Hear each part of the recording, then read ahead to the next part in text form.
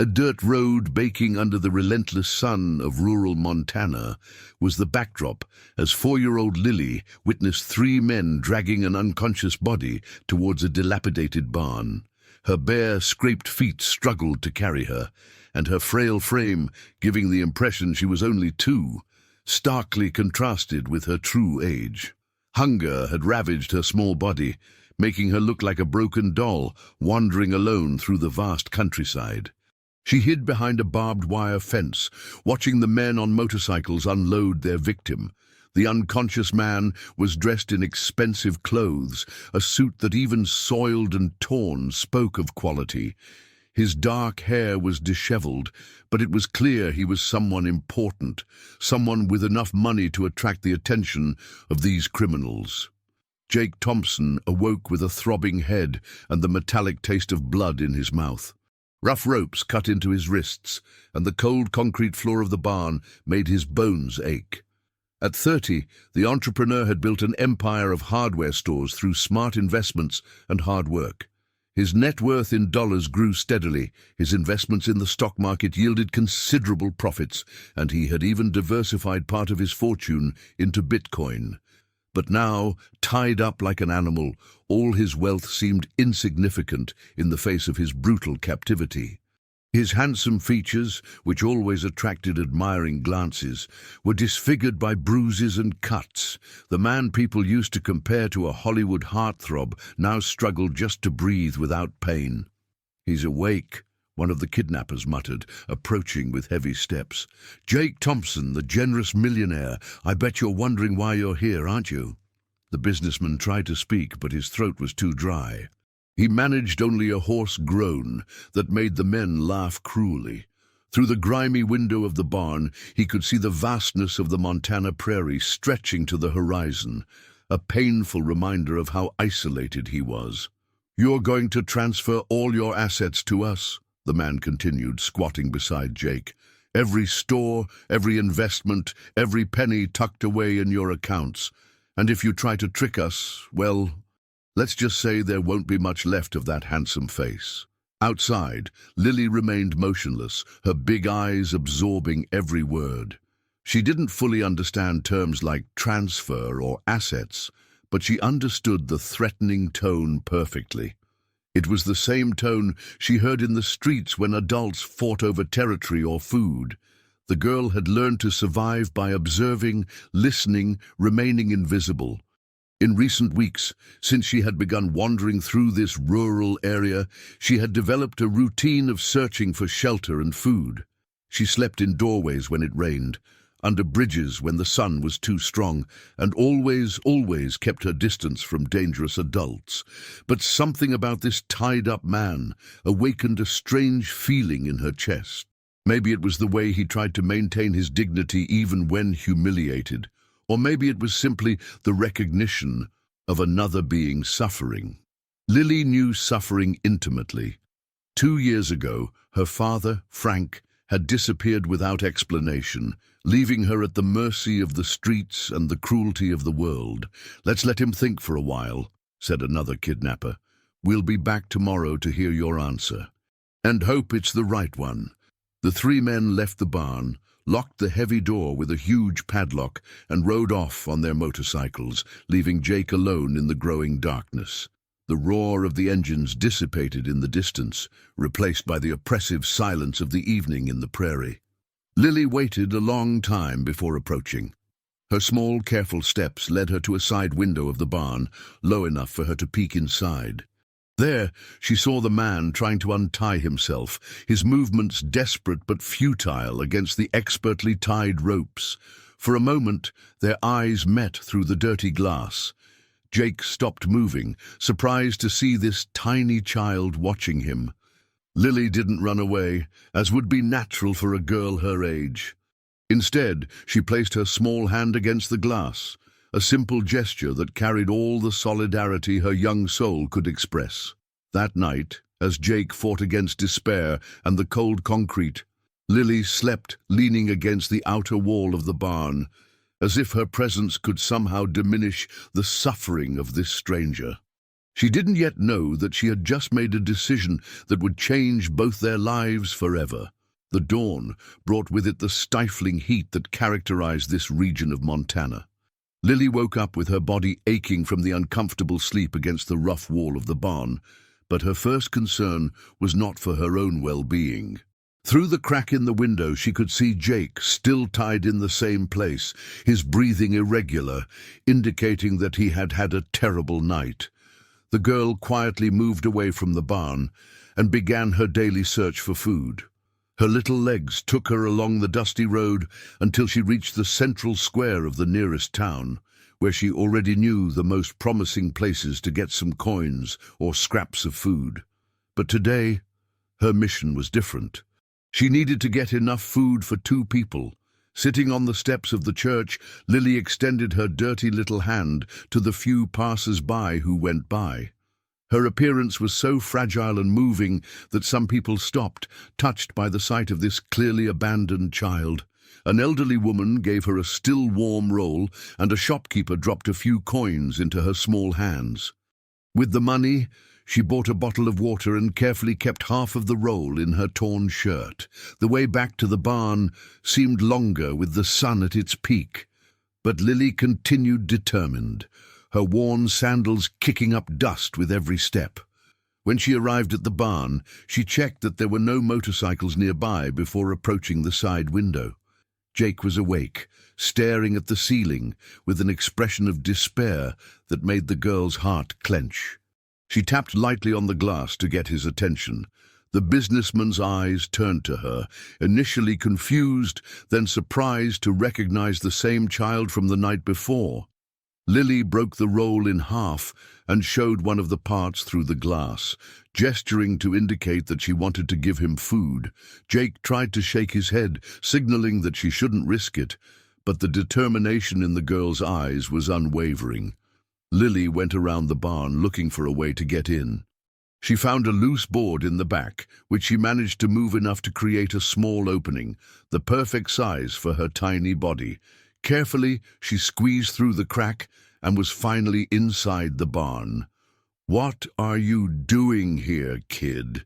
Jake whispered, his voice hoarse but full of genuine concern. "It's dangerous if they come back." Lily approached slowly, as if dealing with an injured animal. She offered him the water first, tilting the bottle carefully so that he could drink without drowning.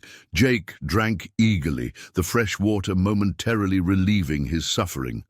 "What's your name?" he asked, watching the delicate way she broke the bread into smaller pieces to make it easier for him to eat. "Lily," she replied in a voice so low that he had to strain to hear. "Jake Thompson." He paused, studying the girl's dirty face. "You shouldn't be here alone. Where are your parents?" Lily's eyes filled with tears, but she didn't answer immediately. Instead, she continued feeding him small pieces of bread, her total concentration focused on taking care of this stranger who had become her responsibility. "My daddy went away a long time ago," she finally murmured. "Said he was coming back, but he didn't." Jake felt a pang in his chest upon hearing these words. Even in his desperate situation, he couldn't ignore the tragedy of this abandoned child. His fortune, built through years of hard work and smart investments, had always allowed him to help needy families discreetly. He had donated significant amounts to organizations that cared for street children, but he had never directly encountered such a devastating situation.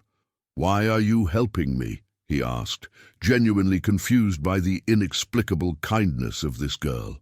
Lily stopped eating and looked at him with a seriousness beyond her 4 years.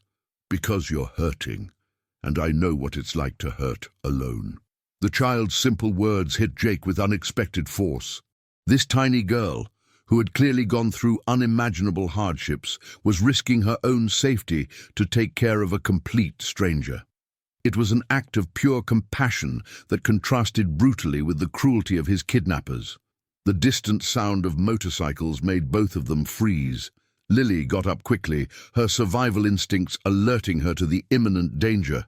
"I have to go," she whispered, running towards the opening in the wall. "Lily!" Jake called in a low but urgent voice. "Don't come back here. It's too dangerous. Promise you won't come back." But the girl had already disappeared through the crack in the wood, leaving only the echo of her words. "I'll be back tomorrow." The kidnappers entered the barn minutes later, finding Jake exactly as they had left him, tied up and seemingly resigned. They didn't notice the remnants of crumbs on the floor or the fact that the prisoner seemed slightly less dehydrated than the day before. "Have you thought about our proposal, Thompson?" asked the leader of the group, a tall, lean man with scars on his face. "I need more time," Jake replied, trying to keep his voice steady. "My investments are in different institutions. I can't transfer everything at once without raising suspicion." The man laughed cruelly. "You have until tomorrow to start the transfers. We'll start with the main store and your most liquid assets. And don't try to fool us. We know exactly how much your estate is worth." As the criminals discussed details about bank accounts and properties outside the barn, Lily watched through a crack in the fence, memorizing every word. She didn't understand the financial terms, but she understood perfectly that these men wanted to steal everything from that kind man who had accepted her help with such gratitude. That night, when the kidnappers finally withdrew, Lily couldn't sleep. For the first time in months, she had someone to worry about besides herself. And this responsibility, despite being frightening, also brought a purpose that she hadn't felt since her father's disappearance. In Jake's luxurious residence, located in the most upscale area of town, Martha Johnson walked nervously through the spacious kitchen, constantly looking at the clock on the wall. At 58, the cook had worked for the Thompson family for more than 15 years, knowing every habit and routine of her boss better than anyone. Jake had never, in all these years, disappeared without warning. Even when he traveled to expand his business or make investments in other cities, he always left detailed instructions and kept in daily contact. His investments in the stock market required constant monitoring, and he would never be absent without ensuring that someone was taking care of his financial interests. 3 days, Martha muttered to herself, cleaning the same pot for the third time. 3 days, without news. The grey-haired woman with hands calloused from work had called all the numbers she knew, the main office of the hardware stores, the managers of each branch, even some close clients. Everyone gave the same answer. Jake had cancelled his appointments on Monday without explanation and had not been in contact since. What worried Martha most was the state of the house. Jake's bed hadn't been slept in, his clothes were all in place, and his car remained in the garage. But his wallet and cell phone had disappeared, suggesting that he had left voluntarily. It was a mystery that made no sense at all to anyone who knew his meticulous and responsible personality. Meanwhile, miles away, Lily established her secret routine. Every morning, she woke up before sunrise and walked to town to get food and water. Her little hands became experts at storing pieces of bread and fruit in the folds of her tattered clothes. Sometimes, when luck was on her side, she could even get a piece of meat or candy. The way back to the barn was always tense. The girl had learned to identify the specific sound of the kidnappers' motorcycles and developed alternative routes to hide when necessary. Her survival instincts, sharpened by months of living on the streets, now served not only to protect her own life, but also to keep her secret. Jake eagerly awaited these daily visits. In the most difficult moments, when the pain of the ropes cutting into his skin became almost unbearable, or when despair threatened to consume his sanity, he thought of that courageous girl who risked everything to take care of him. It was a source of strength that he had never imagined finding in such terrible circumstances. "Brought a banana today," Lily announced one morning, squeezing through the familiar opening in the wall of the barn. "The lady at the market said bananas give you strength." Jake smiled for the first time in days. "Did you talk to anyone about me?" "No," Lily shook her head vigorously. "I said the banana was for me, but it was really for you to get strong. While she carefully peeled the fruit, Jake watched her precise movements. There was something about this child that intrigued him beyond her inexplicable kindness. The way she spoke, her expressions, even her gestures, had a strange familiarity that he couldn't explain. "Lily, can you read?" he asked suddenly. The girl stopped peeling the banana and looked at him in surprise. "A little bit. My daddy taught me some letters before he left." "Your father, what was his name?" "Frank. Frank Santana." Lily pronounced the name carefully, as if it were a fragile treasure. "He was really smart. He knew how to do hard math and read big words." The name hit Jake like a bolt of lightning. Frank Santana. He knew that name, but he couldn't remember exactly from where. It was a vague memory, buried somewhere in his mind, related to business or something more personal. "What kind of work did he do?" Jake insisted, trying to control the anxiety in his voice. "He worked with numbers," Lily replied, offering him small pieces of the banana. "He said the numbers danced in his head, but then the numbers got bad, and he was sad all the time." The girl continued talking about fragments of memories of her father, describing a man who had lost himself in addiction and hopelessness. Each word increased Jake's growing discomfort, as if pieces of a terrible puzzle were fitting together in his mind. That afternoon, when the kidnappers returned, they brought different equipment: a laptop, papers, and a dangerous expression of impatience on the leader's face. "Enough stalling, Thompson," the man growled. "Today you're going to start the transfers. We have all the information we need about your accounts, your investment funds, even your Bitcoin." Jake felt a chill run down his spine. "How did you get this information?" "Let's just say we had help from someone who knows your business very well.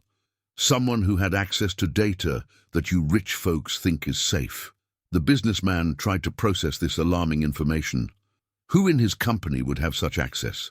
And why would they be betraying him like this? His mind ran through a list of trusted employees, trying to identify a possible traitor.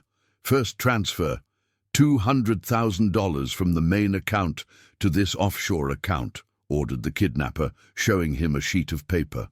"And no tricks. We know exactly how much you have in each investment." As Jake was forced to make the first transfer outside, Martha Johnson made a decision that would change the course of the entire situation. After 3 days of anguish and fruitless searching, she decided it was time to seek professional help to find her missing boss. But before taking this drastic step, Martha decided to make one last attempt on her own. She knew a few places where Jake sometimes went to relax, especially when he was stressed about business. Remote places in the countryside where he could think in peace about his investments and future plans.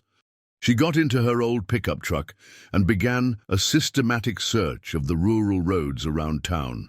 She didn't know exactly what she was looking for, but something inside her insisted that Jake was in danger, and that every hour lost could be crucial. Meanwhile, Lily watched the movement at the barn from a distance, realizing that something had changed in the dynamics between the bad men and Jake. There was more tension in the air, more urgency in their voices. Her street child instinct, honed by the need for survival, alerted her that the situation was becoming more dangerous with each passing day. Life on the streets had taught Lily that territory was everything. And on that hot Thursday morning, she discovered that she had invaded someone very dangerous territory. Walking through the central square in search of food for herself and Jake, the girl came across Jenny, a 45-year-old woman with red eyes and dirty clothes that reeked of alcohol. "Hey, you!" Jenny shouted, approaching with staggering steps. "You're new here. This is my begging spot." Lily recoiled instinctively, recognizing the danger in the woman's drunken voice. Her little hands clenched the coins she had gotten earlier, thinking of Jake waiting for food in the abandoned barn. "I didn't know, Mom," Lily murmured, trying to get around Jenny without causing more conflict. But the woman grabbed her arm with surprising force. "Didn't know? All the street kids know this square has been mine since before you were born." The alcohol made Jenny unpredictable, alternating between fury and a deep sadness that transpired through her pores. She had lost her own children years ago when addiction took over her life, and the sight of Lily awakened painful memories that she tried to drown in booze. "Please, ma'am," Lily insisted, her big eyes full of tears. "I need the food. There's someone who—" She stopped abruptly, realizing that she had almost revealed her secret. Jenny's eyes narrowed, realizing that there was more to this girl's story than met the eye. "Someone what?" Jenny pressed, her curiosity temporarily overriding her anger. "You're not alone, are you?" Lily shook her head vigorously, but her expression betrayed her. Jenny, despite her alcoholism, still possessed the maternal instincts that had once made her a good mother. She immediately recognized the signs of a child trying to protect someone. "Listen here, kid," Jenny said, crouching down to Lily's height. Her alcoholic breath was strong, but her voice had become softer.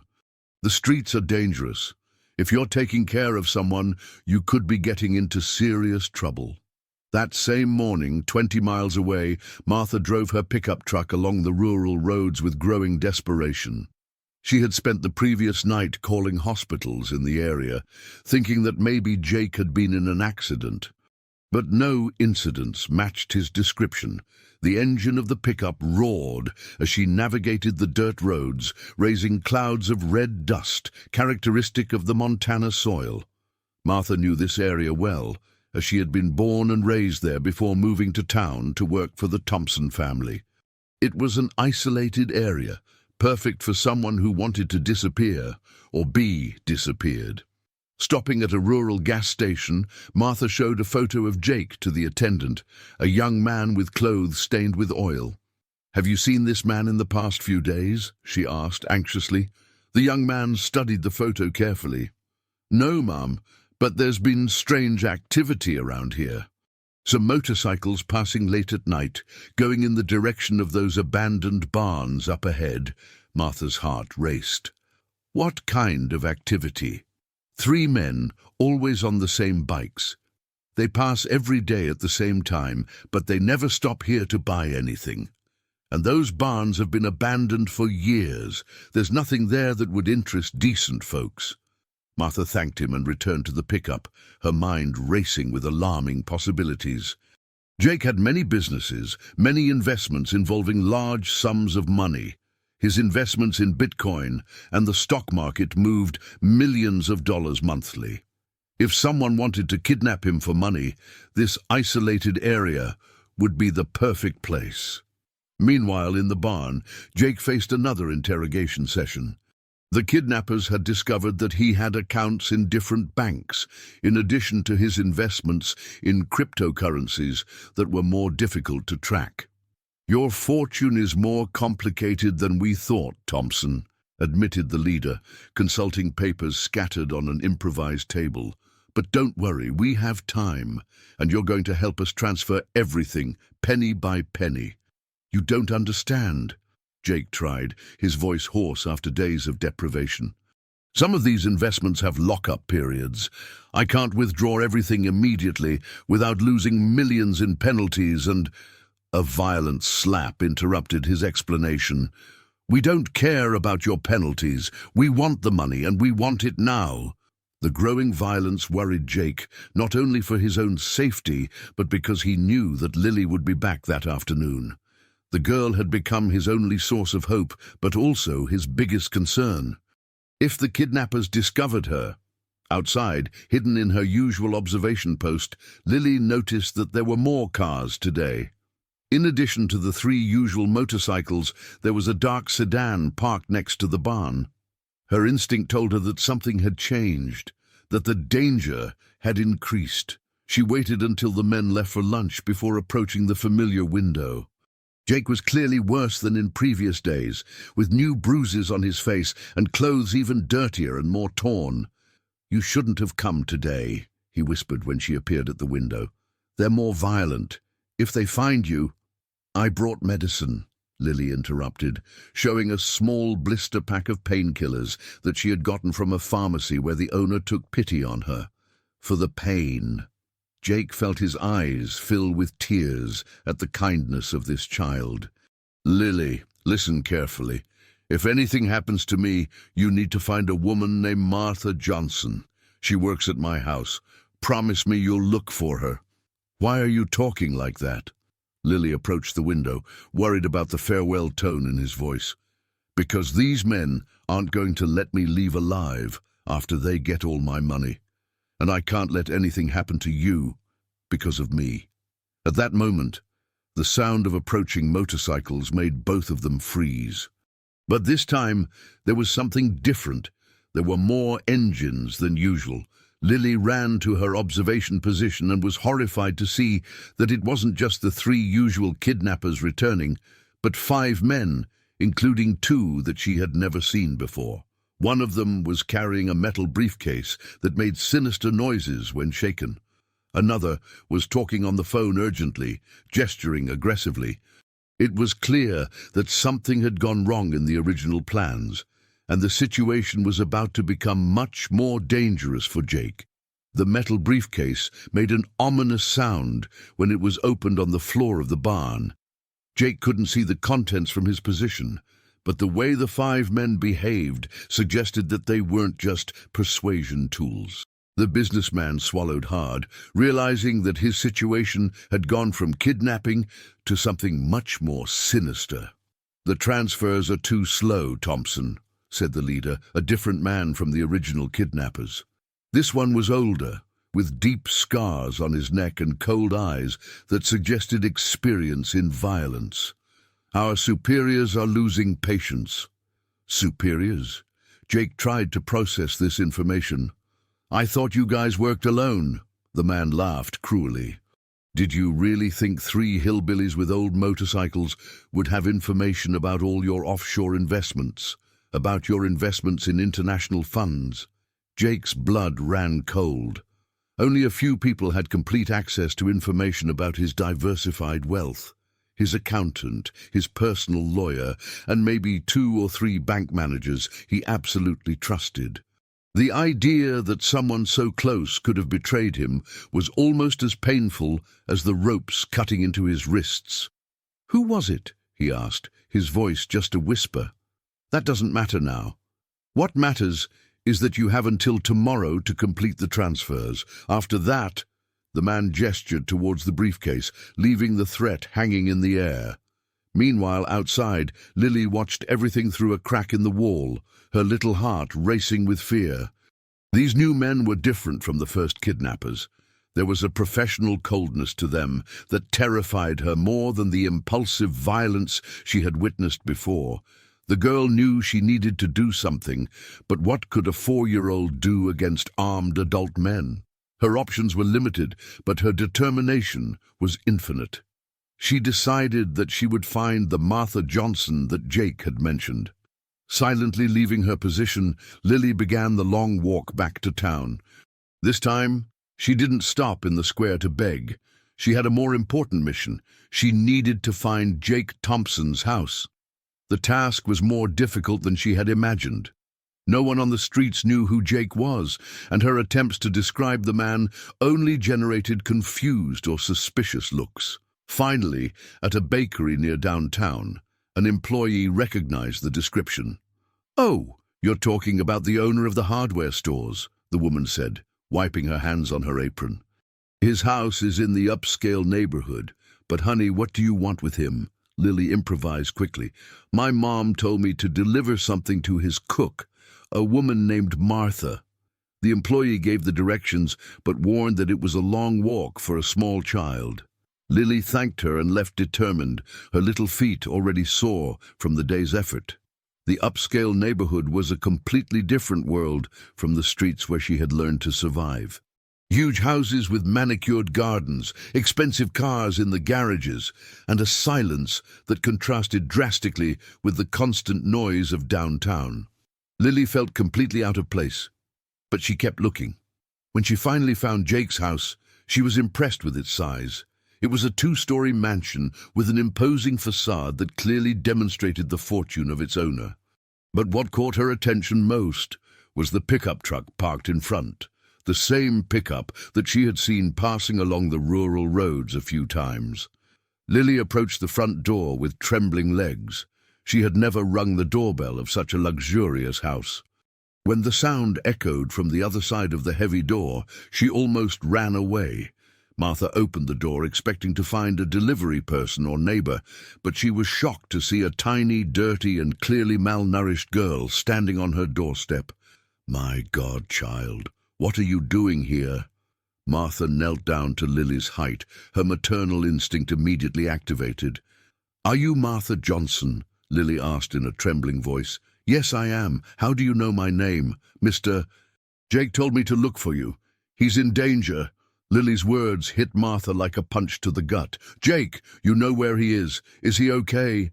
Lily shook her head, tears beginning to stream down her dirty face.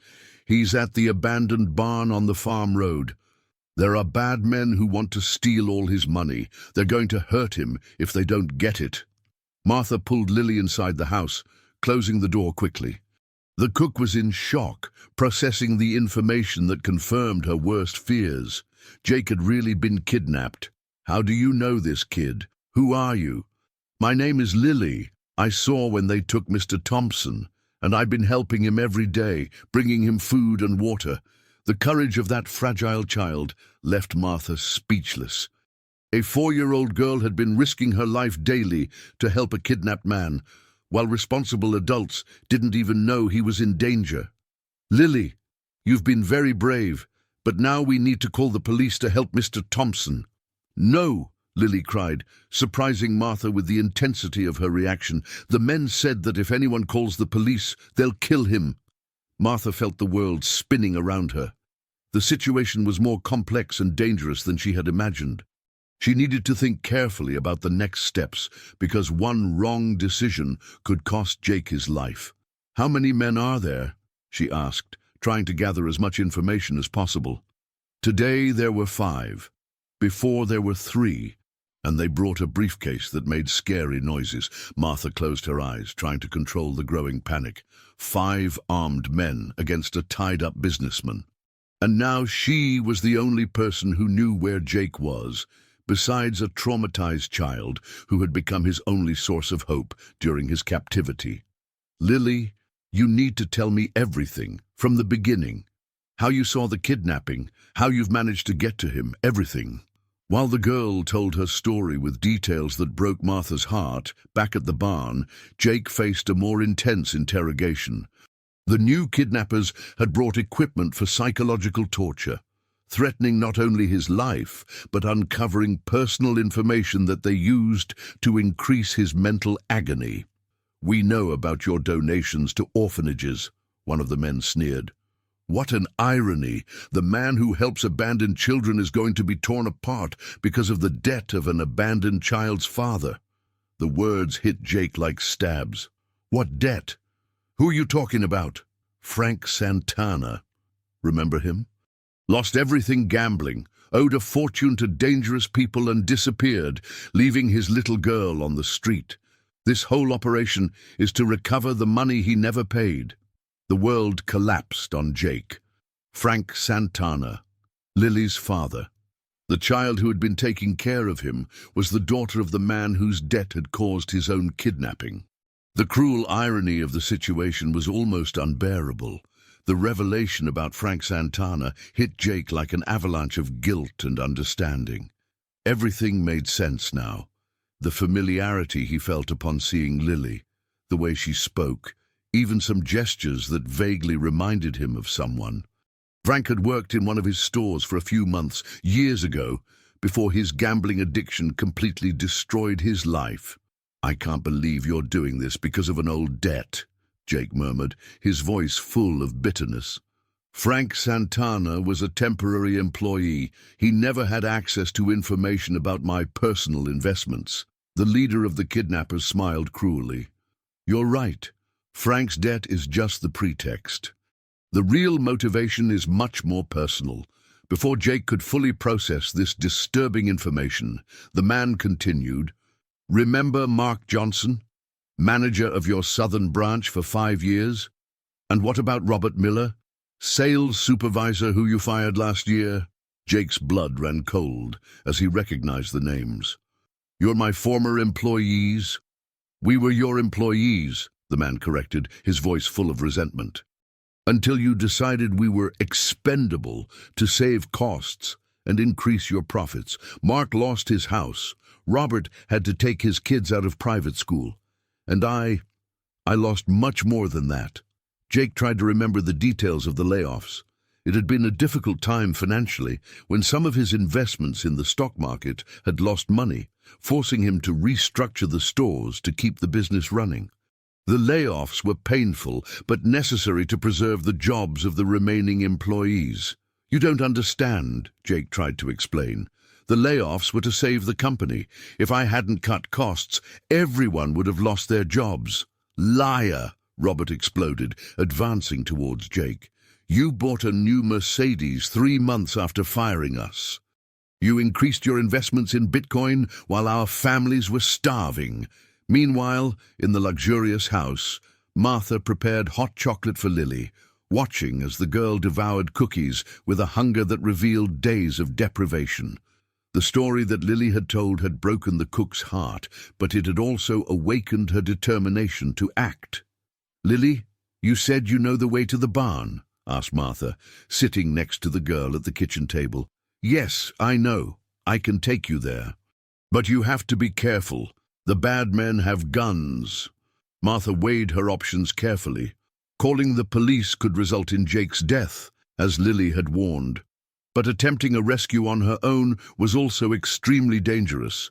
She needed a plan that would protect both Jake and the courageous girl who had become his only hope during his captivity.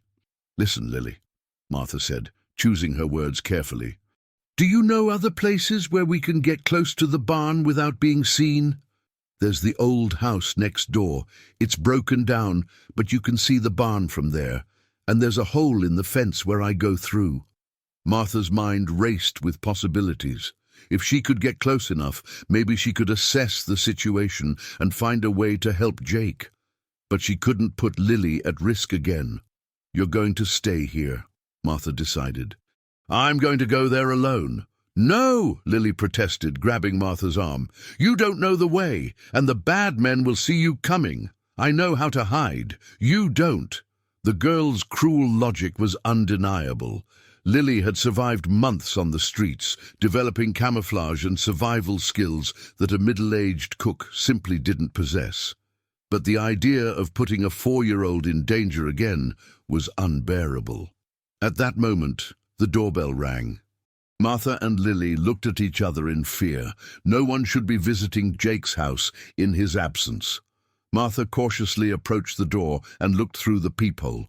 It was Jenny, the alcoholic woman from the square, but she was visibly more sober and carried an expression of genuine concern. "Can I talk to you?" Jenny shouted through the door. "It's about the girl. I know she's in there." Martha hesitated, but Lily ran to the door. "It's Jenny. She knows me from the square." Against her better judgment, Martha opened the door. Jenny entered quickly, looking around the luxurious house with a mixture of admiration and discomfort. "Listen," Jenny said directly to Martha, "that girl is involved in something dangerous. She's been leaving the square every day at the same time, returning with food she didn't get there. And today she was asking about you specifically." "What do you mean asking about me?" Martha sat down heavily in a chair. She wanted to know where Martha Johnson lived, the one who worked for Jake Thompson. "I asked some questions in town and found out things that kept me up at night."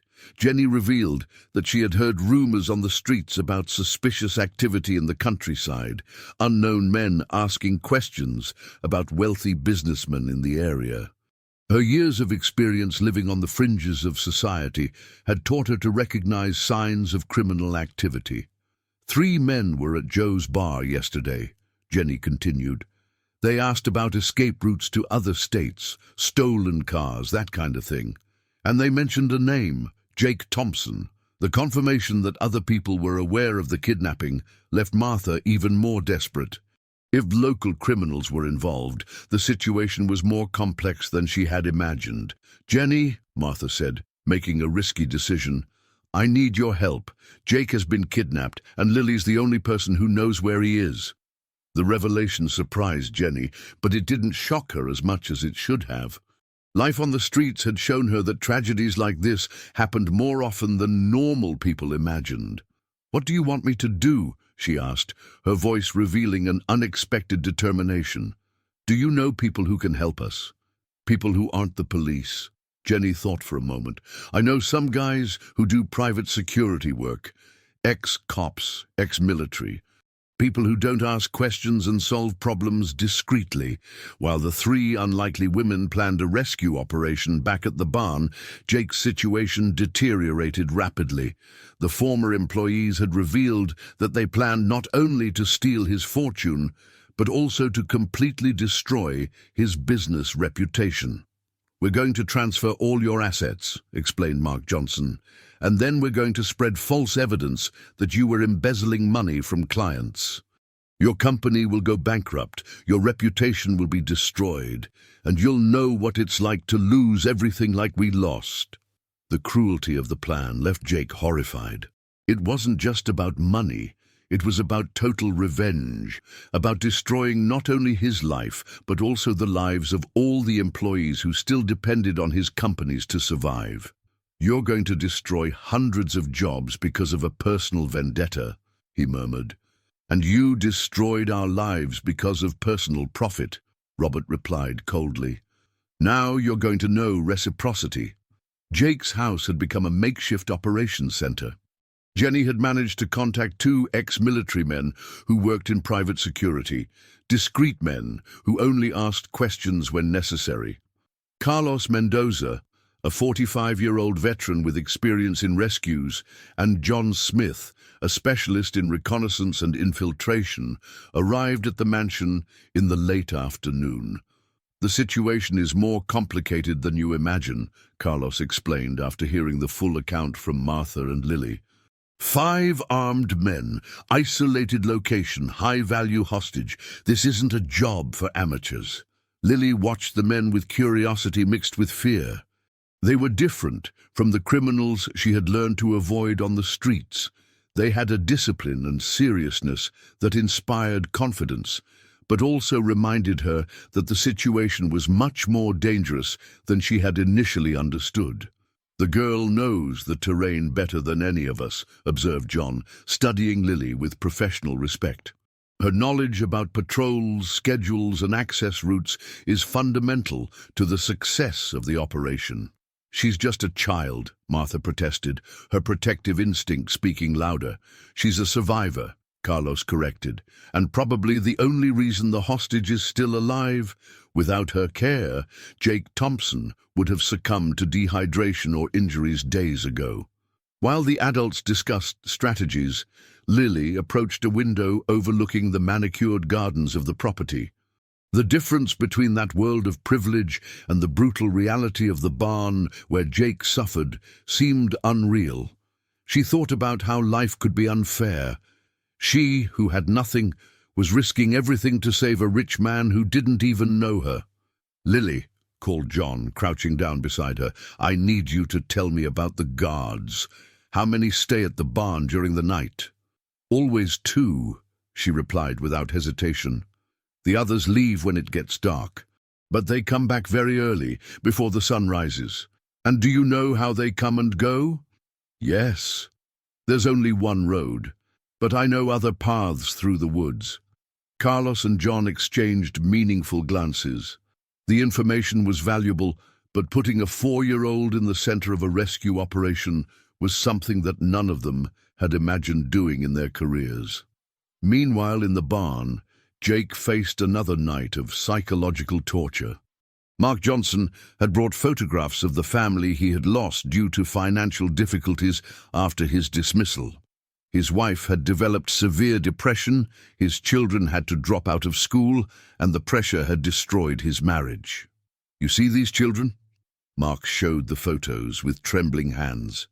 "They don't understand why Daddy can't buy them the things they need anymore. They don't understand why we had to leave our house." Jake watched the images with a heavy heart. They were little children, close in age to Lily. The irony of the situation wasn't lost on him. While an abandoned child risked her life to save him, he had indirectly caused suffering to other children through his business decisions. "I tried to help when I could," Jake murmured, his voice weak but sincere. "I offered letters of recommendation, contacts in other companies." "Letters of recommendation," Robert laughed bitterly.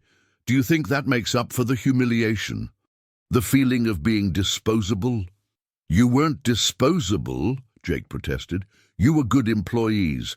The layoffs were a desperate decision to save the company during a financial crisis."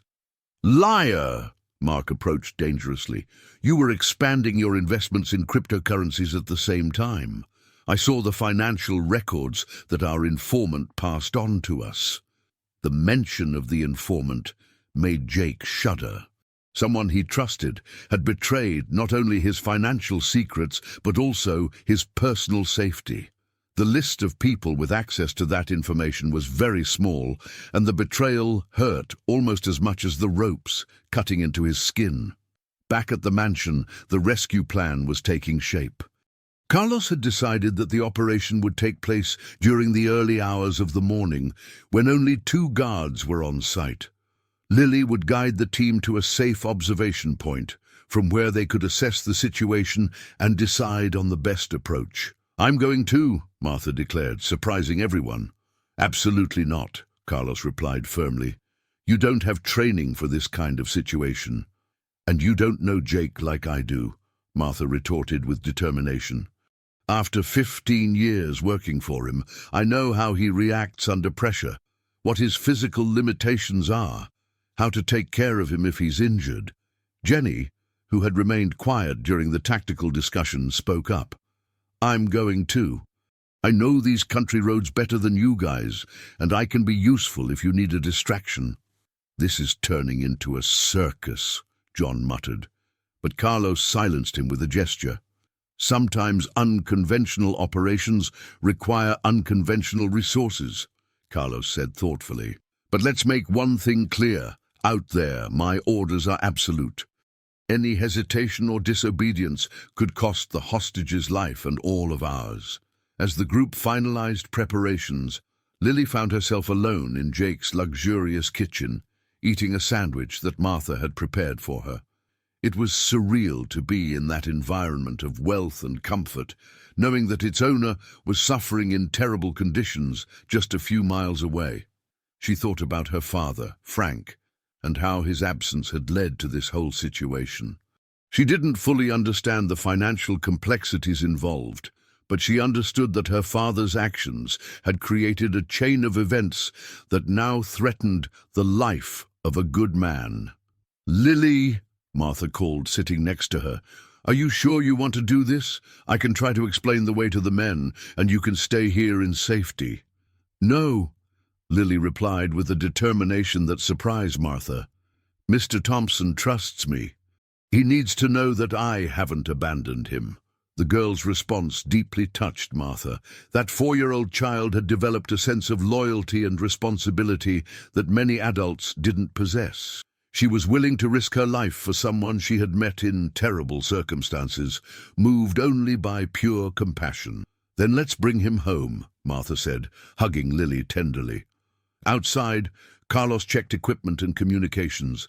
The operation would be risky, with many unknown variables. But there was something about the courage of that abandoned girl that inspired him. If a child could face daily dangers to help a stranger, he could use all his professional experience to ensure that they both came out of the situation alive. The clock struck 11 at night when the group gathered in the hall of the mansion. Carlos, John, Martha, Jenny, and Lily, an unlikely team united by the common goal of saving Jake Thompson. Each carried their own fears and motivations, but all shared the determination not to let the kidnappers win. Martha's pickup truck silently cut through the Montana night, its headlights off as it navigated the rural roads known only to Lily.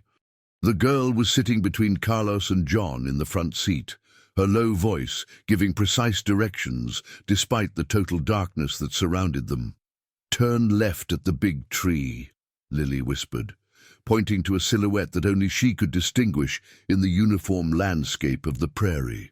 "Then you have to stop before the curve, or they'll hear the engine noise." Carlos was impressed with the girl's ability to navigate. His years of military experience had shown him that some people possessed a natural sense of navigation, but seeing this skill in a 4-year-old was extraordinary. A mile from the barn, they stopped the vehicle and continued on foot. Jenny carried a backpack with basic medical supplies that Martha had prepared, while John discreetly checked his communication equipment. The plan was simple. Lily would guide them to the observation position, they would assess the situation, and then they would decide if a safe rescue was possible. What they didn't know was that, in the barn, Jake faced his most difficult night since the kidnapping. Mark had discovered something that had completely changed the dynamics of the captivity. "Guess what we found in your personal files?" Mark sneered, holding up some documents. "Regular donations to a rehab center in Billings. Specifically, monthly payments for the treatment of Frank Santana." Jake's blood ran cold. "How did you get access to my personal files?" "That doesn't matter. What matters is that you were secretly paying for the treatment of the father of the girl who has been visiting you every day." The revelation hit Jake like a lightning bolt. Frank Santana. He remembered now. He had found the former employee in a desperate condition 2 years ago, destroyed by gambling addiction, begging for help. Moved by compassion, Jake had secretly funded his treatment at a specialized clinic, without imagining that the man had a little girl abandoned on the streets. "The irony is delicious," Mark continued. "You're being saved by the daughter of the man you're trying to cure. And she doesn't even know that you're responsible for separating her from her father." The guilt that took over Jake was overwhelming. Lily was risking her life to save him, but he was indirectly responsible for her desperate situation. If he hadn't put Frank in rehab without worrying about the consequences for his family— "Where is he now?" asked Jake, his voice full of anguish. "Frank? Still at the clinic you pay for, not knowing that his little girl is living like an abandoned animal because of you." Outside, the rescue team had arrived at the position that Lily had indicated. The abandoned house next to the barn offered a perfect view of the property, and through holes in the dilapidated walls, they could observe the movement of the guards. 2 men, like the girl said, John murmured, using night vision binoculars. One at the main entrance, another patrolling around the barn. Carlos studied the terrain carefully. The problem is that they're alert. They're not relaxed like normal guards are during the early hours of the morning. "They're expecting something," observed Jenny, her street experience allowing her to read suspicious behaviors. Maybe reinforcements, maybe orders to move the hostage. Martha felt her stomach turn. "Do you think they're going to hurt Jake today?" "It's possible," Carlos admitted. "That's why we need to act now." The plan they developed was risky, but necessary. John would create a distraction on the main road, drawing one of the guards away from the barn.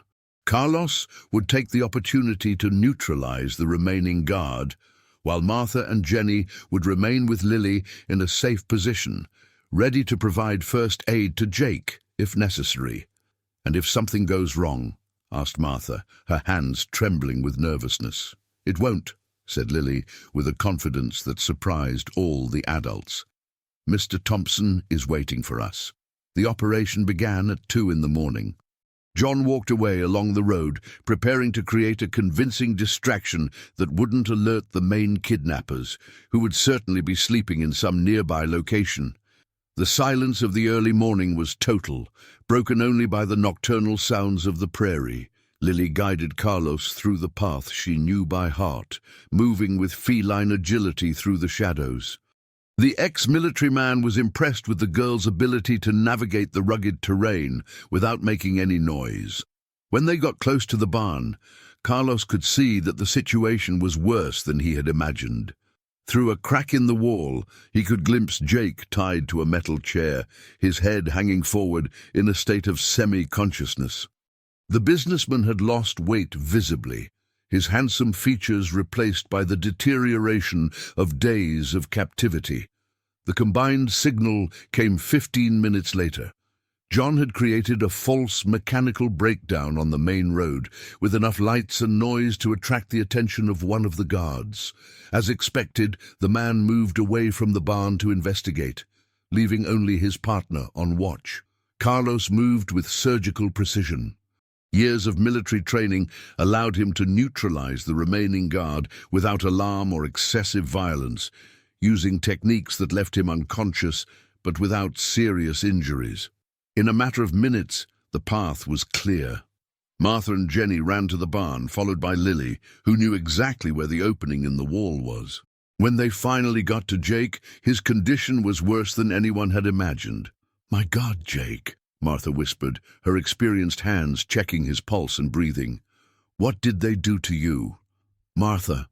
Jake opened his eyes with difficulty, barely believing that he wasn't hallucinating. "How did you—" "Lily brought us," Martha explained quickly, cutting the ropes that bound him with a knife that Carlos had provided. "This brave girl saved your life." Jake looked at Lily, who was next to him with an expression of concern that was too old for her young face. "Lily, I found out about your father." "My daddy?" The girl's eyes widened. "Later," interrupted Carlos, carrying Jake on his back. "We have to get out of here before the others come back." But as they were leaving the barn, motorcycle lights cut through the darkness of the main road. The kidnappers had returned earlier than expected, and now the rescue team was cornered between the abandoned barn and armed criminals, who were quickly discovering that their hostage had escaped. The roar of the motorcycles echoed through the rural vastness as Carlos carried the unconscious Jake on his back, running through the dense vegetation of the prairie. Martha firmly held Lily's hand, who guided the group through paths that only she knew, her little legs moving with desperate agility between the thorny bushes. "This way," Lily whispered, pointing to a depression in the terrain where they could hide temporarily. "There's a grotto that you can cross without them seeing." The voices of the kidnappers approached, full of fury and panic. "He can't have gone far. He was almost unconscious when we left," shouted Mark, his flashlight cutting through the darkness between the trees. "Someone helped him," replied Robert, his voice tense. "This was a planned operation, and when I find out who it was—" Jenny, who was bringing up the rear of the group, tripped on a root and fell heavily to the ground. The noise was small, but enough to alert the pursuers to their approximate direction. Carlos made a desperate decision. He needed to divide the group to increase their chances of survival. "John, take the women and the girl along the path to the left," he whispered quickly. "I'll go with Jake to the right. Try to lure them away from you." "No," Martha protested in a low voice. "We're not going to abandon you." "It's not abandonment, it's strategy," Carlos replied, adjusting Jake on his back. "If we're all captured together, no one survives. At least this way someone can call for help." Lily looked at Carlos with huge, tear-filled eyes. "Is Mr. Thompson going to be okay?" "I'll take care of him," Carlos promised. "But you need to take care of the other women now. Can you do that for me?" The responsibility placed on her small shoulders made Lily straighten up. She nodded with determination and took Martha's hand. "Come on, Grandma Martha. I know a safe place." The two groups separated in the darkness of the prairie. Carlos disappeared into the dense vegetation carrying Jake, while Lily guided Martha, Jenny, and John along a more tortuous path, but known only to her. "How can a child orient herself in this darkness?" murmured John, impressed with the accuracy of Lily's directions. "She learned to survive," Jenny replied, her breath heavy from the effort of running. "Street children develop skills that adults can't even imagine." Behind them, the kidnappers' flashlights swept the vegetation systematically. Mark had called for reinforcements. The sound of more motorcycles approaching indicated that the operation had become a large-scale hunt. "They can't have gone far with an injured man," shouted Robert, his voice echoing through the night. "Surround the area. Don't let anyone escape." Carlos ran through the vegetation with Jake on his shoulders, fighting against exhaustion and the weight of the unconscious businessman. His years of military training had prepared him for extreme situations, but carrying an adult man through rough terrain while fleeing from armed pursuers tested even his limits. Jake regained consciousness partially during the escape, realizing through the fog of pain that he was being carried by someone. "Who? Where are we?" he murmured. "I'm Carlos. I came with Martha to rescue you," replied the ex-military man without stopping running. "The girl Lily guided us to you." "Is Lily safe?" The concern in Jake's voice was genuine, even in his weakened condition. "She's with my partner and with Martha. That girl saved your life, Mr. Thompson." Meanwhile, Lily led her group through a path that she had discovered weeks before, during her explorations to find shelter.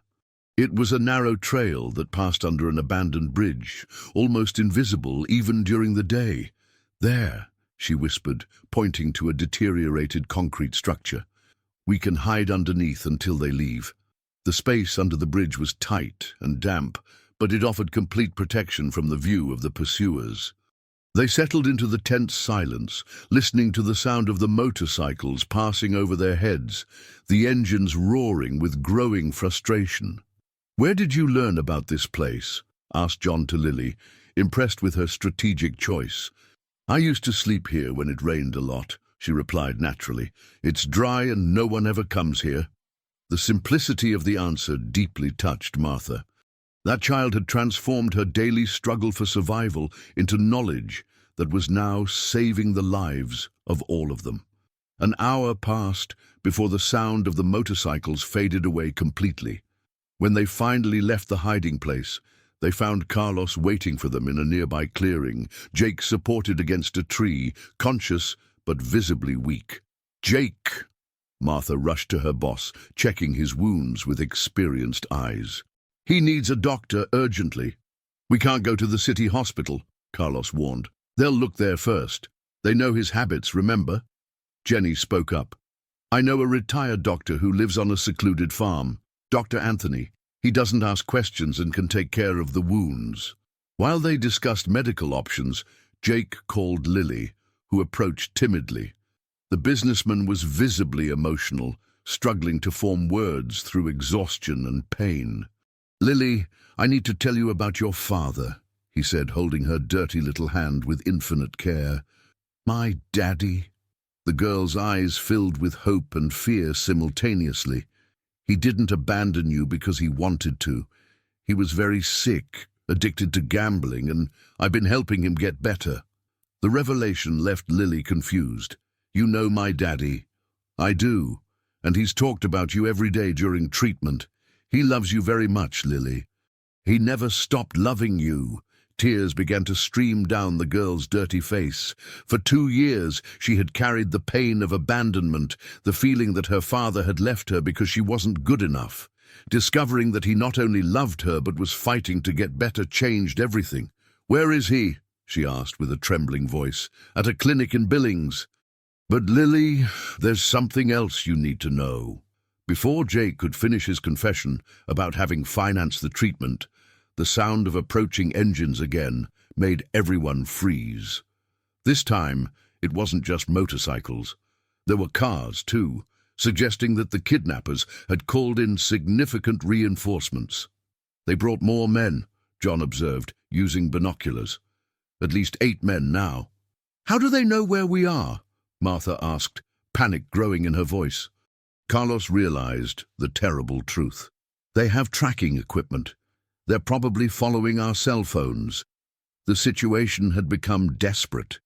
They were isolated in the countryside with a wounded man who could barely walk, a 4-year-old child, 2 women without combat training, and pursuers who apparently had the resources and determination for a large-scale operation. "Is there another hideout around here?" Carlos asked Lily, realizing that her local expertise was their only advantage. Lily thought quickly, her survivor's mind cataloguing all the options. "There's the haunted house," she said finally. "Haunted house?" John repeated, confused. "It's a very old house, farther away from here. The people in town are afraid to go there. They say it has a ghost, but I've slept there a few times." "There's no ghost." It was their last chance. With Jake supported between Carlos and John, and the three women following, they headed through the night to a place that only an abandoned girl had been brave enough to explore.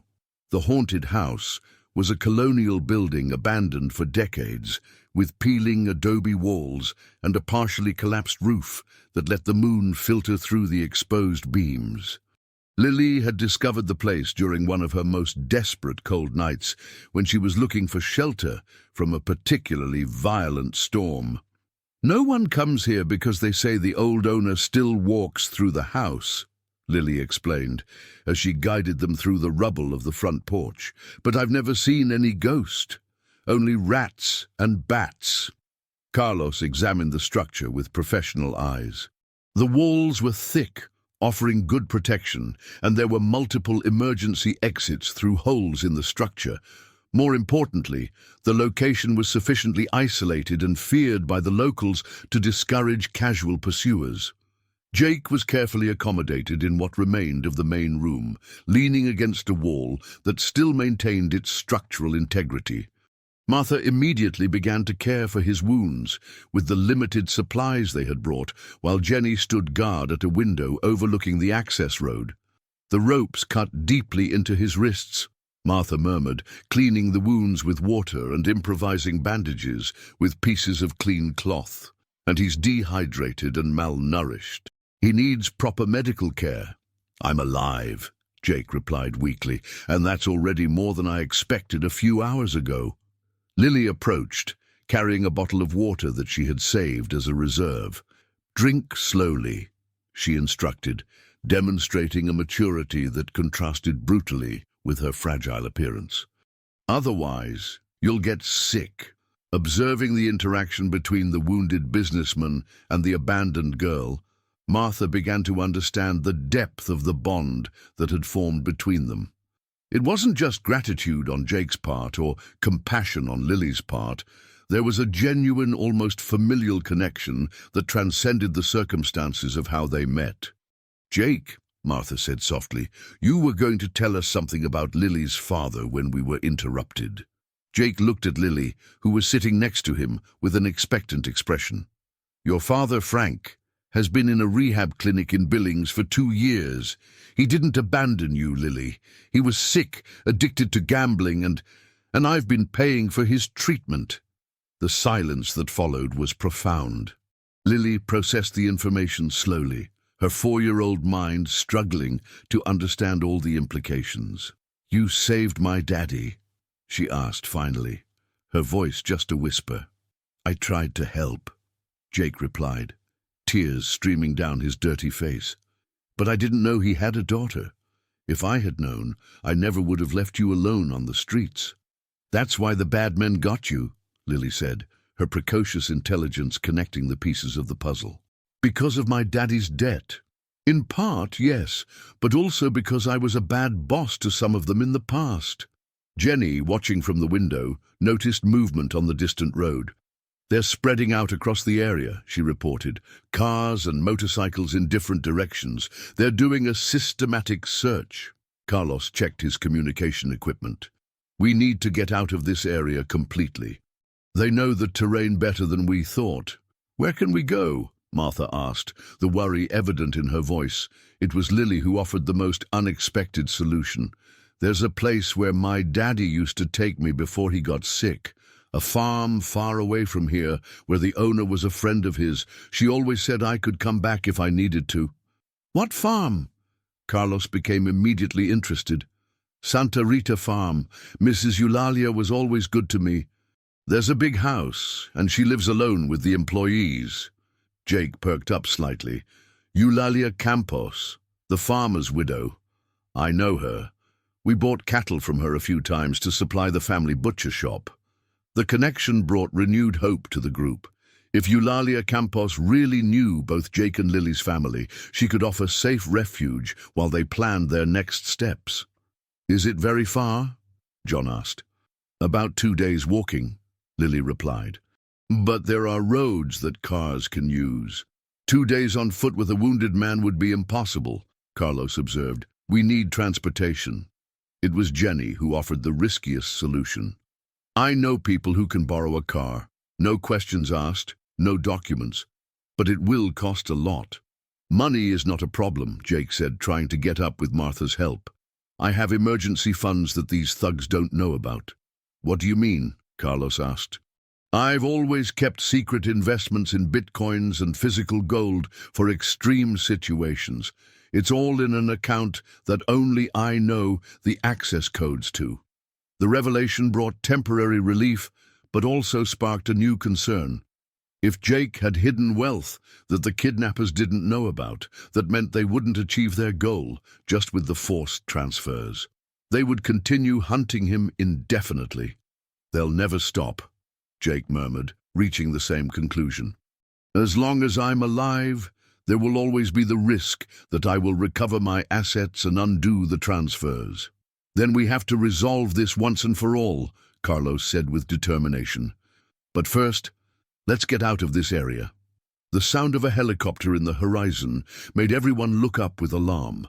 The searchlights cut through the night systematically, indicating that the kidnappers had escalated the operation to levels that none of them had anticipated. They have a helicopter? Martha whispered, horrified. Who are these people? John asked, realizing that they had gotten involved in something much bigger than a common kidnapping. Jake closed his eyes, a terrible understanding forming in his mind. They're not just ex-employees seeking revenge. They're working for someone with serious resources. Someone who wants not only my money, but my complete destruction. Who could want that? Carlos insisted. Someone who has access to my most intimate financial information, Jake replied, his voice filled with bitterness. Someone I trusted completely. At that moment, the helicopter passed directly over the abandoned house, its searchlights sweeping the surrounding terrain. The group huddled against the walls, barely breathing, while the aircraft made circles increasingly closer. Lily held Jake's hand tightly, whispering, "They won't find us. I promise they won't find us." But through the cracks in the roof, everyone could see that the helicopter had begun to descend, looking for a place to land near the haunted house. The helicopter landed in a clearing 300 yards from the abandoned house, raising a cloud of dust and dry leaves that temporarily blocked everyone's view. From the device descended a man in an expensive suit that Jake recognized immediately, even in the darkness. It was Ricardo Montero, his accountant and supposed friend for more than 10 years.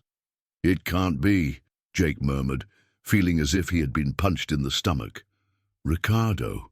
Martha looked in the direction that Jake was staring and also recognized the familiar silhouette. "Mr. Ricardo? But he has always been so loyal, so reliable."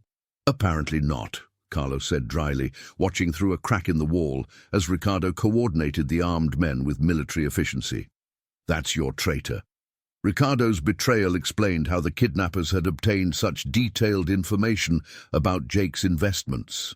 As an accountant, he had complete access to all the accounts, all the funds, all the investments in the stock market and cryptocurrencies. More than that, he knew Jake's personal habits, his routines, his favorite places. "Why would he do this?" Martha whispered, genuinely shocked. "Jake always treated him like family." "Money," John replied bitterly. "It's always money." But Jake knew there was something more.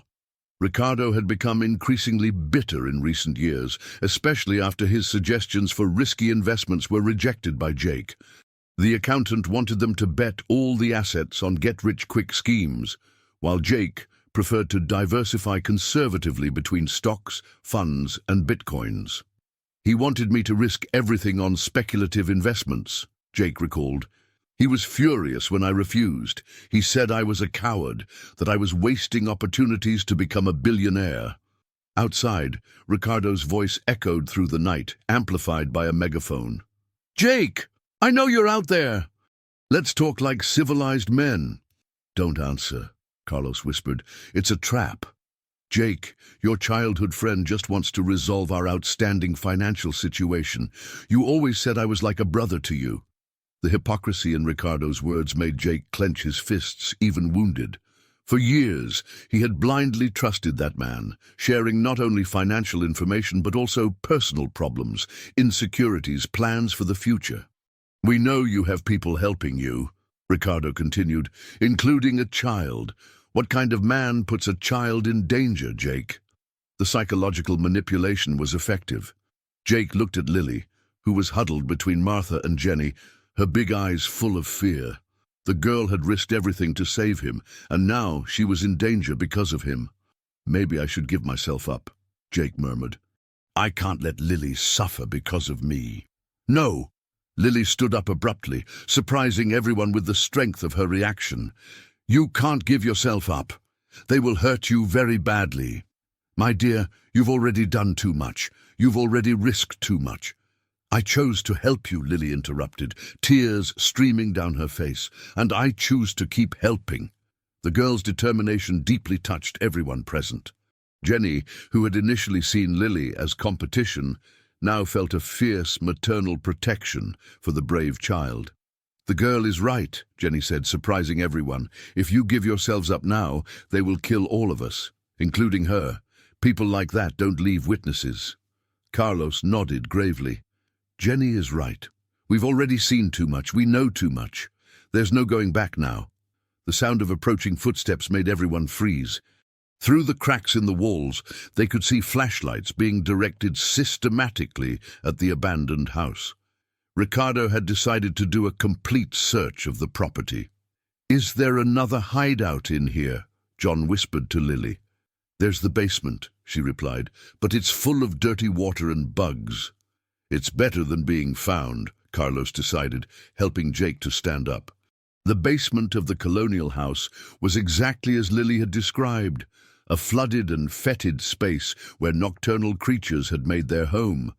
But it offered complete concealment, and more importantly, it had an emergency exit that led to a partially collapsed tunnel.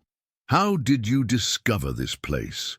Carlos asked Lily as they carefully descended the rotten wooden staircase. "Once I fell here running away from some drunk men," she explained naturally. "I hid here all night. That's when I discovered the tunnel." The cold water of the basement reached the adult's knees, but for Lily, it was almost at the waist.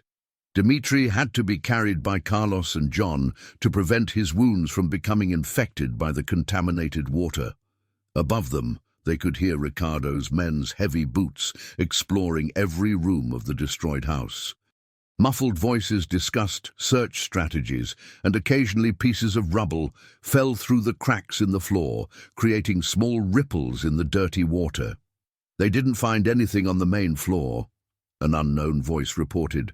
"But there are signs that someone has been here recently." "Keep searching," Ricardo ordered. "They can't have gone far with a wounded man."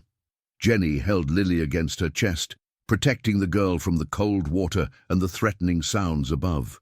During her years on the streets, she had developed maternal instincts that alcohol had never managed to completely destroy. Seeing that brave child in danger awakened in her a determination she had long forgotten she possessed. After an hour that seemed eternal, the sounds of the search finally faded away. The group waited another 30 minutes before daring to move, ensuring that the pursuers had really left. When they finally emerged from the basement, they were all soaked, shivering with cold, and Jake was visibly worse. Exposure to the contaminated water had aggravated his wounds, and he could barely stay conscious. "He needs medical attention immediately," Martha said, checking his temperature with her hand. "He has a high fever." "Santa Rita Farm is 2 hours away from here by car," Lily said. "Mrs. Eulalia has a nurse who lives there. She can help." "But how are we going to get a car?" John asked. Jenny spoke up again. "I know a place. There's a junkyard 15 kilometers from here. The owner owes me a few favors. I can get a car that works." The irony of the situation was not lost on anyone. They were dependent on the survival skills of an abandoned child and the dubious connections of an alcoholic to save a multi-millionaire businessman from his former employees. As Jenny prepared to get transportation, Jake called Lily. "I want you to know something," he said, holding her small hand with what little strength he had left. "Your father talks about you every day at the clinic. He carries a photo of you in his pocket and tells everyone that he has the bravest daughter in the world. He has a picture of me?" Lily's eyes sparkled. "He does, and when this is all over, I'll take you to see him. I promise." At that moment, the sound of approaching engines again made everyone prepare for another escape. But this time, it was Jenny returning with an old but functional car that she had gotten from the junkyard. "We have to go now," she said, parking near the house. The junkyard owner said he saw strange movement on the main road. "They're closing in." As they helped Jake into the car, he murmured words that only Lily could hear. "When we get to the farm, I'll tell you the whole truth about your father and about how you saved not only my life, but his too." The partial revelation left Lily even more confused, but there was no time for questions.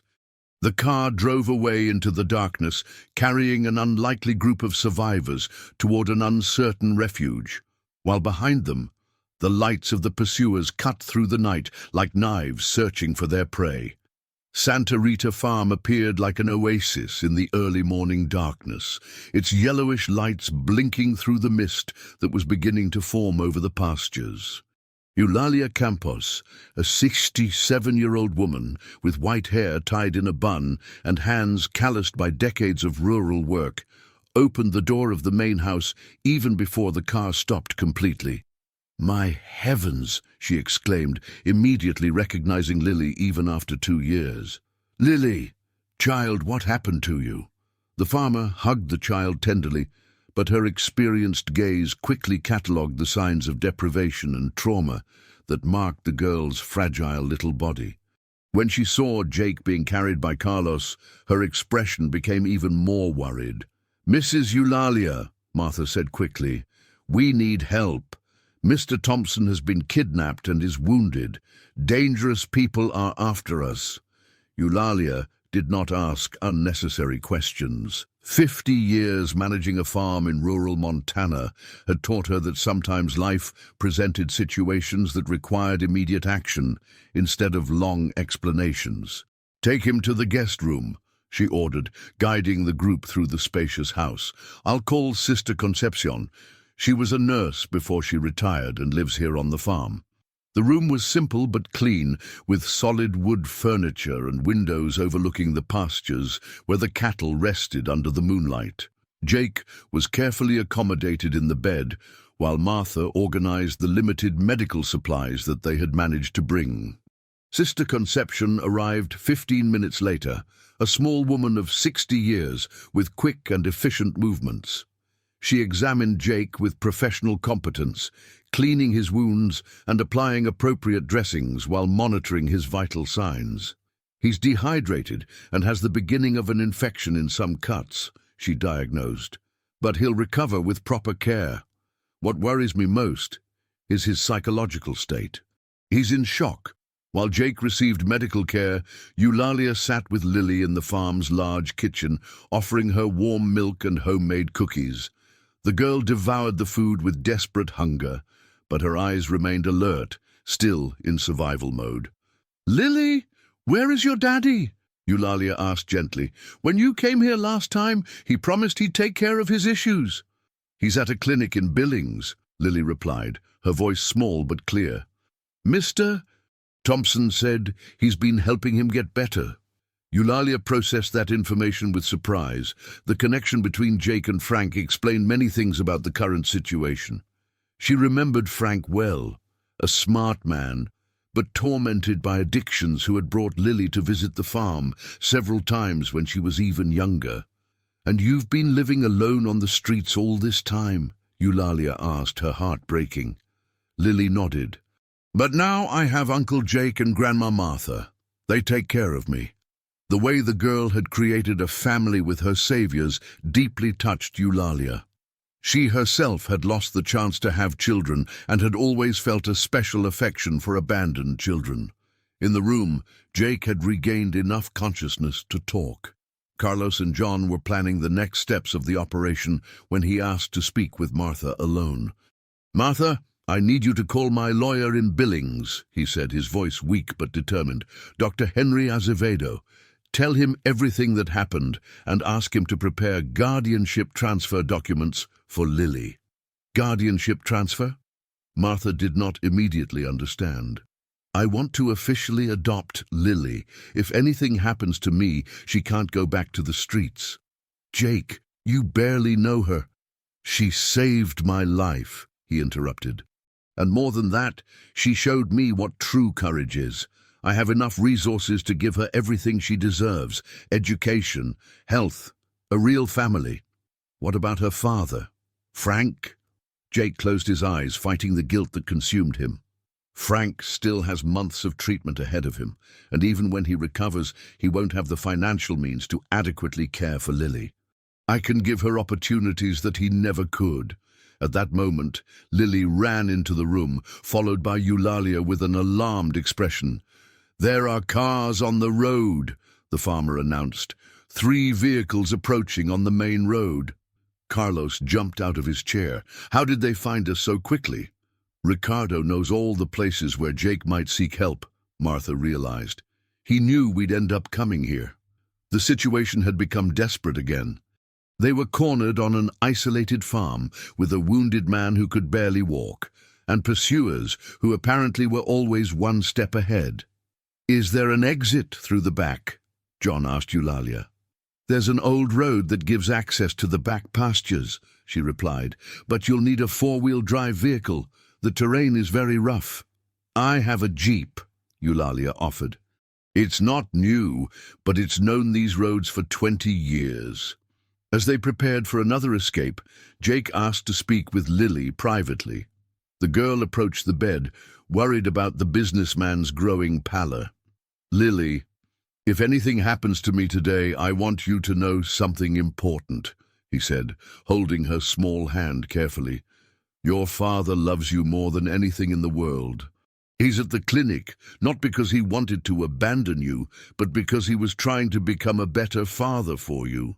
"I know," Lily replied simply, "and I know you're a good person. That's why you're helping him." "There's something more," continued Jake, knowing that he might not have another opportunity. "If I can't get out of this situation alive, I've left instructions for part of my fortune to be used to take care of you and continue your father's treatment." "You're not going to die," Lily said, with a confidence that surprised Jake. "Because I won't let you." The sound of engines approaching rapidly made Carlos appear at the door. "We have to go now."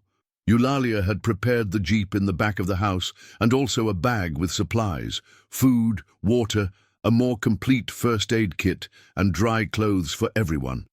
Her efficiency showed that it wasn't the first time she had helped people in desperate situations. "Where are you going?" she asked as she helped load Jake into the vehicle. "We still don't know," Carlos admitted. "We need a place where they can't find us."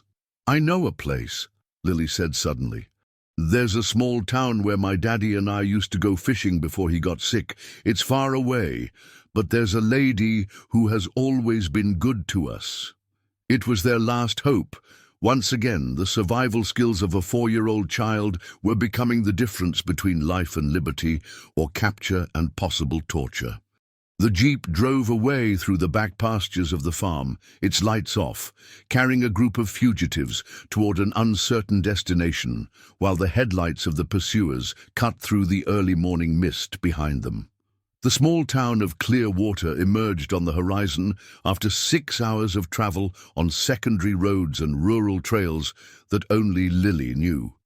Eulalia's Jeep had bravely resisted the rough terrain, but now it was almost out of fuel and making worrying noises in the engine. "It's there," Lily said, pointing to a simple wooden house painted blue, located on the banks of a small but crystal clear river. "Mrs. Rosa has always been a friend of my daddy's. She has a very good heart."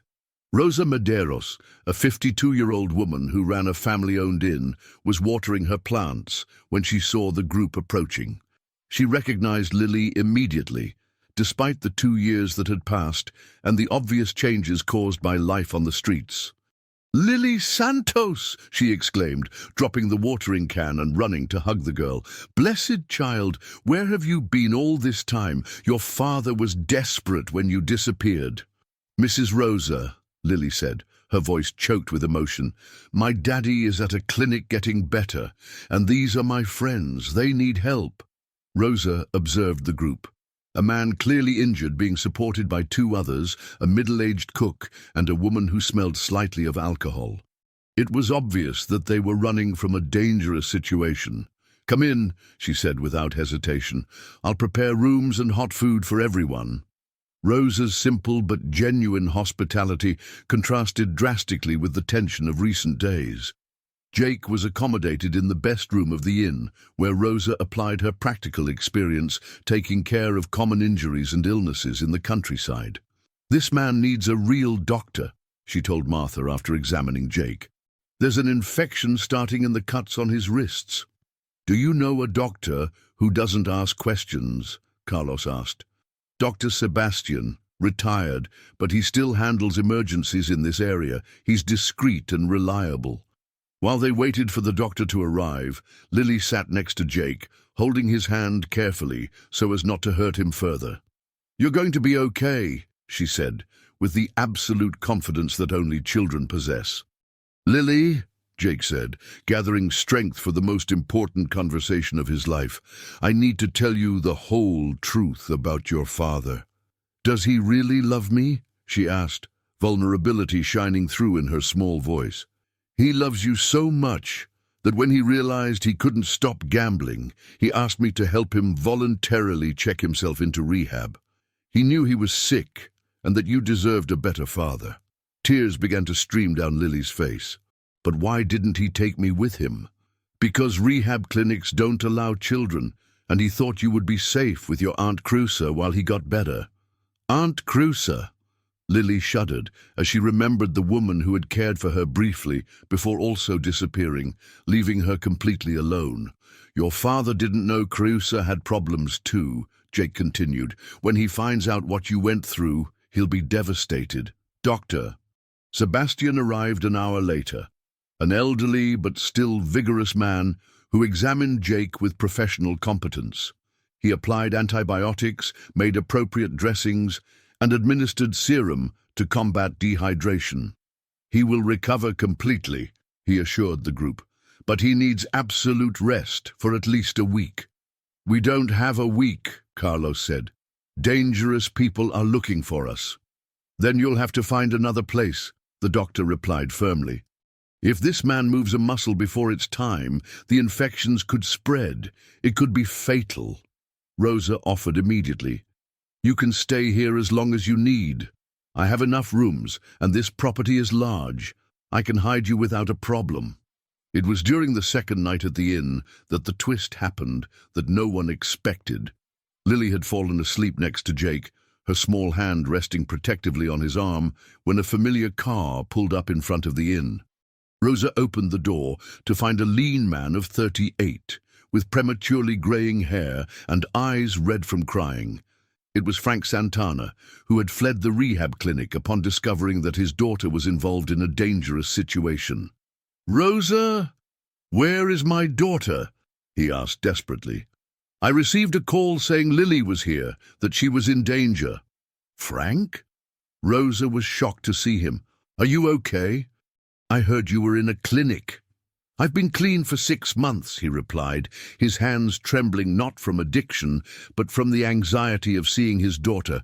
When I learned that Lily was in danger, I couldn't stand still. Rosa led him to the room where Lily was sleeping. The reunion between father and daughter was a moment of pure emotion that made everyone present cry. Lily woke up slowly, confused initially, then incredulous upon recognizing the face she had sought in her dreams for 2 years. Daddy, she whispered, touching his face as if testing if it was real. My little princess, Frank sobbed, hugging her with infinite care. Daddy is here, Daddy is back. Jake watched the reunion with conflicting emotions. He was genuinely happy for Lily to have her father back, but he also felt a deep loss. The girl had become like a daughter to him during the days of captivity, and the idea of losing her again was painful. "Mr. Thompson," Frank said, approaching the bed where the businessman rested, I don't know how to thank you. Rosa told me that my daughter saved your life." "She did much more than that," Jake replied. "She taught me what true courage is, and I heard that you've been paying for my treatment." Frank continued, his voice filled with gratitude and shame. "I have no way to repay you." "You don't need to repay anything. Your daughter already did." The emotional moment was interrupted when Carlos received a call on his walkie-talkie.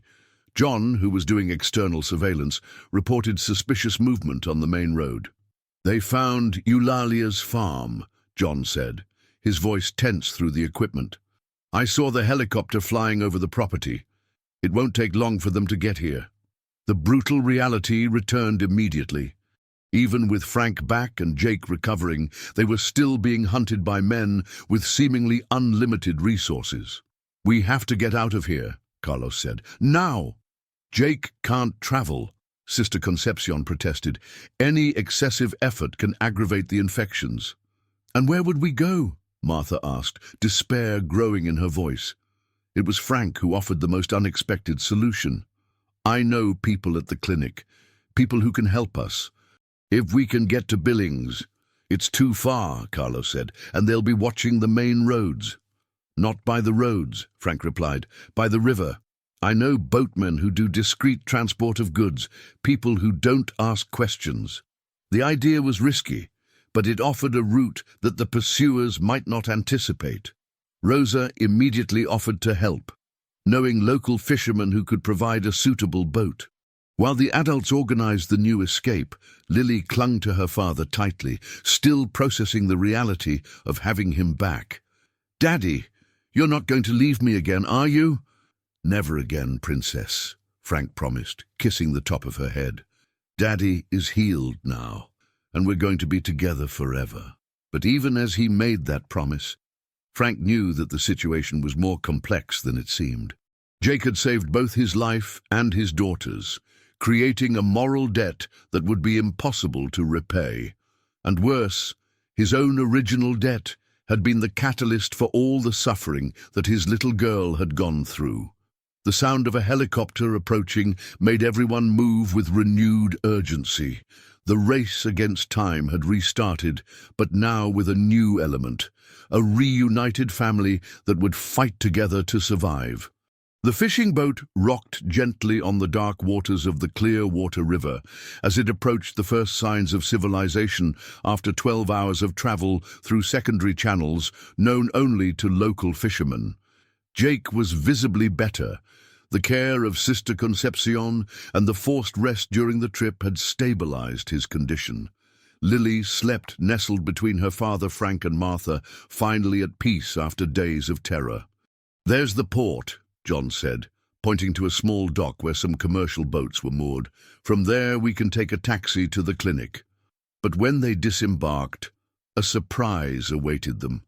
Dr. Henry Azevedo, Jake's lawyer, was waiting on the dock accompanied by 2 men in suits who clearly were not from the local police. "How did he know we'd be here?" Carlos whispered, immediately alert. "I called him yesterday from the farm," Martha remembered. "I said we were coming to Billings." Jake cautiously approached the lawyer, supported by Frank. "Henry, how did you find us?" "Jake, thank God you're okay," the lawyer said, but there was something strange in his expression. "These are federal agents. They want to ask you some questions about your financial situation." Jake's heart sank. "What kind of questions?" One of the agents stepped forward. "Mr. Thompson, we have evidence that your bank accounts have been used for suspicious transactions in recent days, unauthorized transfers, movements in tax havens." "That was forced," Jake protested. "I was kidnapped. They forced me to make those transfers." "That's a serious allegation," said the second agent. "We'll need substantial evidence to prove it." At that moment, Ricardo Montero appeared walking through the dock, accompanied by the former employees who had participated in the kidnapping. But now they were not running away. They were heading directly to the group as if they were the real victims. "Agent Santos," Ricardo said to one of the Federals. "This is Jake Thompson, the man we've been looking for." The twist hit everyone like lightning. Ricardo was not only stealing from Jake, he had set up a situation where the businessman himself would appear guilty of fraudulent transfers. "You planned all this," Jake realized, the final betrayal revealing itself in all its cruelty. The kidnapping, the transfers, even involving the federal authorities. "A brilliant plan, don't you think?" Ricardo smiled coldly. "You transfer your entire fortune to accounts that I control, and when that is discovered, it looks like you were the one who tried to hide illegal money. I keep the assets. You go to prison." Mark and Robert flanked Ricardo, but their expressions were no longer of revenge. They were of fear. It was obvious that they had been manipulated by the accountant, who had used their desire for revenge for his own purposes. "We didn't know," Mark said desperately to Jake. "He told us it was just to get back what you owed us. We didn't know about the rest." "Of course you knew," Ricardo lied. "You are willing accomplices in financial fraud and kidnapping." It was at that moment that Lily did something that surprised everyone present. The 4-year-old girl broke free from her father's hands and walked directly to Ricardo, looking him in the eyes with a seriousness that was hauntingly mature. "You're a very bad man," she said, her clear voice cutting through the tension of the moment. "Uncle Jake is a good person. He saved my daddy and took care of me when I was alone." "Shut up, girl," Ricardo replied impatiently. "You don't understand adult matters." "I understand good people and bad people," Lily replied, "and you're a bad person who hurts other people for money." The brutal simplicity of the truth spoken by a child had an unexpected effect. Mark began to cry, finally realizing how he had been manipulated. Robert moved away from Ricardo, his loyalty finally broken. "She's right," Mark said to the federal agents. "Ricardo lied to us. He planned everything. We just wanted our jobs back, but he wanted to steal everything." "Shut up, Mark!" Ricardo ordered, but his facade was crumbling. Dr. Azevedo, who had watched everything in silence, finally spoke up. "Agent Santos, I have here documents that prove Mr. Thompson's allegations, records of all forced transactions, including recordings of the threats." "What recordings?" the agent asked. "The ones I secretly made throughout the kidnapping," Henry replied, showing a small recorder. "Jake always carries an emergency device. He was recording everything from day one." The final revelation completely destroyed Ricardo's plan. The recordings contained not only evidence of the kidnapping, but also his confessions about the financial fraud scheme and manipulation of the former employees. "That's a lie!" Ricardo shouted, but his voice sounded desperate now. "They're trying to frame me!" "The recordings don't lie," said Agent Santos, signaling to his partner. "Ricardo Montero, you are under arrest for kidnapping, financial fraud, and conspiracy." While Ricardo was being handcuffed, Mark and Robert approached Jake with tears in their eyes. "Mr. Thompson," Mark said, his voice broken, "forgive us. We were fools. Ricardo convinced us that you were our enemy." Jake looked at the 2 men who had participated in his kidnapping, seeing not criminals, but victims of manipulation. "You lost everything because of me initially. The fault is also mine." "No," Lily interrupted, surprising everyone again. "The fault is of those who choose to do bad things. You chose to listen to the bad man instead of talking." The wisdom of the girl deeply touched the former employees. Robert knelt down in front of her. "You're right, little one. And we're going to try to fix our mistakes."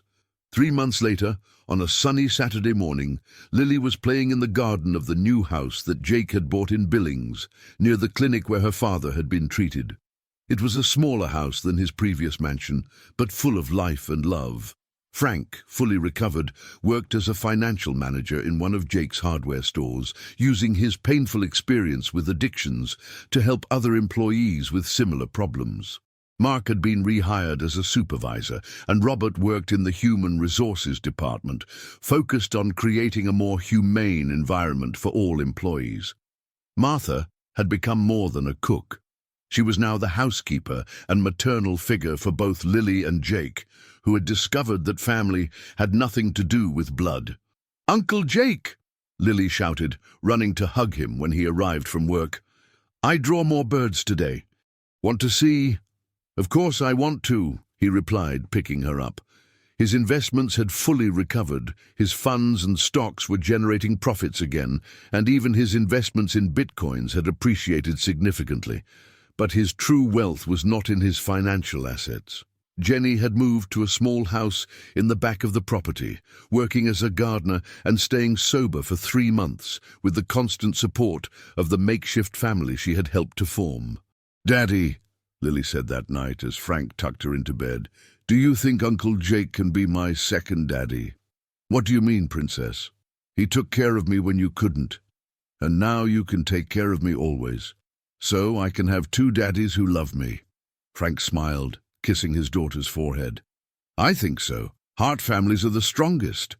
Outside the room, Jake had heard the whole conversation.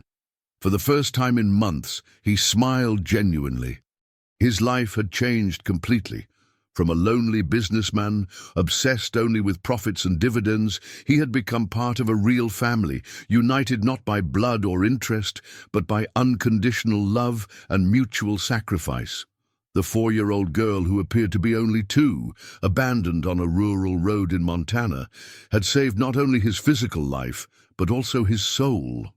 And in doing so, she had reunited a family that proved that the strongest bonds are those chosen by the heart, not determined by fate. If you liked this wonderful story, please comment. Your opinion is very important. And if you love beautiful stories, subscribe to my channel. I promise to make your day better with my videos.